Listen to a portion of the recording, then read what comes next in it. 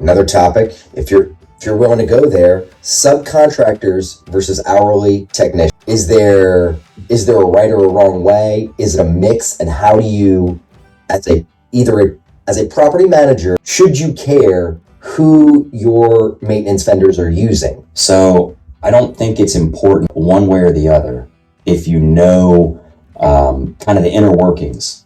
So you've got, obviously a W-2 employee, you've got full access and control to their scheduling, to their,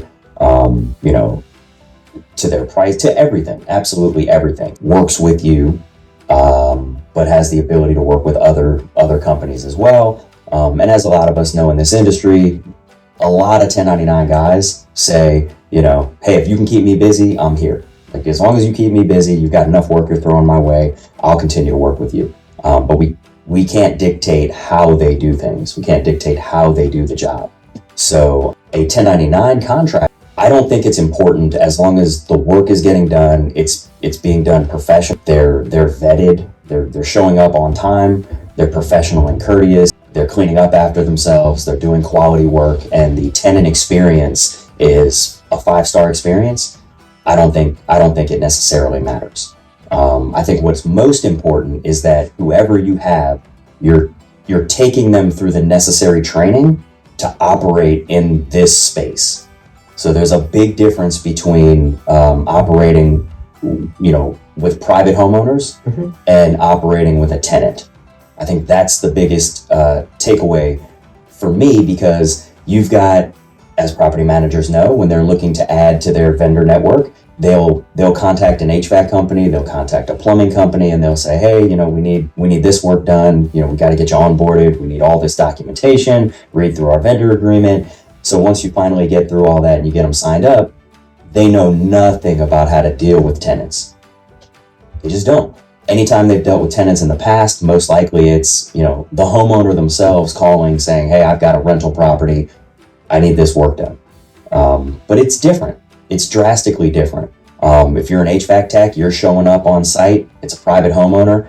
A lot of these guys are paid commissions, and they get percentages of what they're able to sell. So they may be trying to sell an air purifier, they may be trying to sell a UV light, they may be trying to replace a system that may not need to be replaced. And I don't want to shine a poor light on anybody who is in that space of retail trying to maybe sell things that aren't necessarily needed. But that's the structure. And so you're in there telling a tenant, these companies may be in there telling a tenant, hey, your system is 10 years old, it's out of warranty, it's going to be more, you get a new system, it's going to be more efficient, it's going to be quieter, so it's going to cost you less money on your power bill. So they're going through these things. A tenant hears it and they're like, yeah, this is great, this sounds wonderful, I want it, I need a new system. But that's not the case in all instances. You don't know if that investor's been collecting rent. You don't know if he has the money to afford a new system. That investor may just be trying to put a Band-Aid on it and limp through the season so that he can figure out a way to replace the system for next season. So it's very different. Techs that operate in this space need the training on how to interact with tenants. You want to be professional, you want to be courteous, but you don't want to share with them, you don't want to overshare details with them. You don't want to do that. It can lead to issues. Makes sense. Thanks for sharing that. Which is another advantage of a bigger maintenance company, because rather than having to, as a property manager, rather than having to onboard and train 40 different vendors on this same thing, you bring on a larger maintenance company that does that training for you. So every tech that they're dispatching, you feel comfortable, they know how to interact. Yeah. Recently, I came across this post by Brendan Wallace. So I wasn't familiar with him. He puts out some pretty great content. So Brendan is with Fifth Wall Capital, and he was leading a discussion on energy efficiency, lower cost of capital, all these sorts of things. My question to you is, are you seeing property managers invest in energy efficient upgrades? Now, Superior, from my understanding, predominantly operates through the Southeast and the Midwest. So, states matter clearly a lot because this has to do with legislation and taxes. Is that anything you're seeing, and how, if at all, does that impact you and your contractors or your technicians? We're not seeing it. It's nothing that we're seeing today. I think that may be something that's more like client based, and we're not working with any customers today, or we're not at least involved in that segment of the customer that is looking to have that type of work done. Okay, quick pivot. There are, and this isn't new to the market, within property management, there is a class there's an asset class that exists, and this is your build to lease. Love to hear your experiences working with these firms, and any differences, not necessarily how you approach and how Superior approaches working with them, but are there any nuanced things where you think maybe some value can be generated that maybe people aren't thinking about?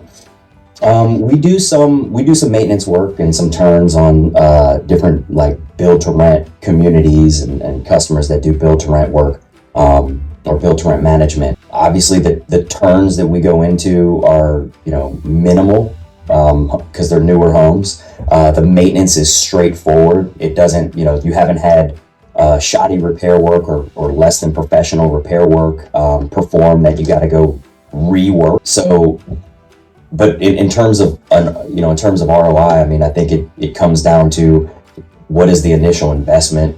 But I know they're saving a ton on maintenance and repairs. I mean, an absolute. We've been to property several times the same month over the course of a year.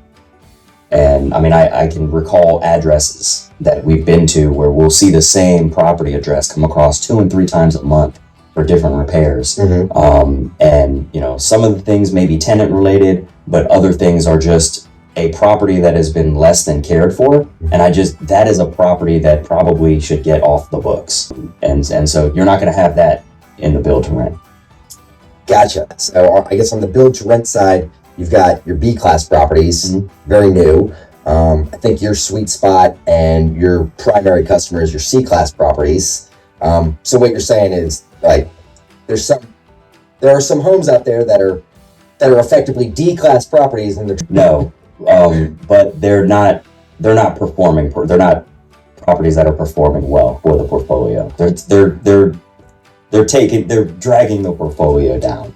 Too much maintenance work happening. I couldn't see. I mean, we're billing for more in maintenance than they're probably collecting in rent, and this is over the course of a year. And there's not a lot of these properties out there, but like we can see it, we can identify it. Do you ever just say, "This house sucks, please sell it"? Not in those words, but I am very transparent when it comes to communicating with customers, and I will let them know that hey, I've seen this property come across my desk, almost 30 times over the past year. Like, you guys may want to look into something different here. Makes sense. Very cool. Well, Erik, that's it for what I had lined up for the topics today. Is there anything else on your mind that you'd like to share, with property managers out there? Cool. Probably. Feel free. But I don't know what. I didn't think about it. But probably. Well, maybe we'll get some comments. If we do, I'll forward them over to you. And Superior's here. They can get you answers. Education's free. So just ask. The squeaky wheel gets the oil, and the closed mouth doesn't get fed. So if you want to just start generating just free value, this dude's a wealth of knowledge. Thanks for your time today, and best of luck. I hope busy season is all you hope it to be, and great stuff.